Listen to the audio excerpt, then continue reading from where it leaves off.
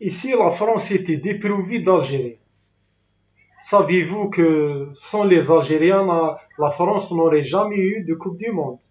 Par exemple, en 1998, si l'Algérien Zinedine Zidane, qui a détruit les stars brésiliens avec son talent, n'avait pas été présent, la France n'aura jamais une Coupe du Monde en 1998.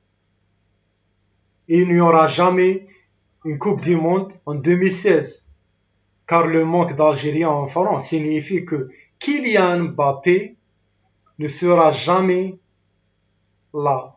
Car malheureusement, la mère de Kylian est algérienne. Malgré son père est camerounais, mais sa mère est algérienne. Et tout le monde connaît le rôle de Kylian Mbappé en 2016, ou le rôle de Kylian Mbappé à ce moment-là. Donc, sans les Algériens, la France n'aura jamais eu une Coupe du Monde. C'est la vérité.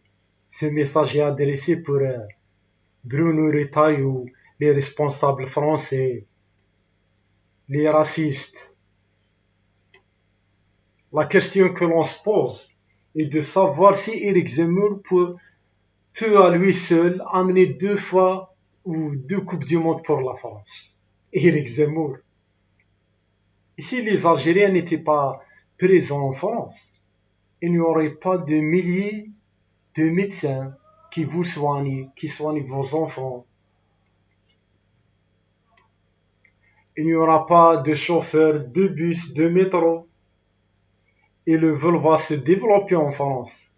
Parce qu'il n'y aura pas d'agents de sécurité forts qui n'auront pas peur d'intervenir dans les circonstances les plus difficiles, dans les plus difficiles situations pour protéger les magasins, les agences.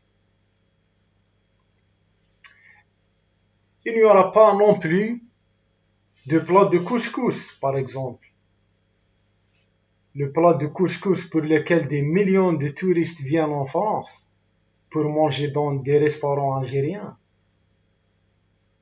La France, tout simplement, la France, sans l'Algérie, est comme un plat qui a l'air délicieux, mais sans goût, car il est dépourvu de sel et des épices qui le rendent délicieux et bon.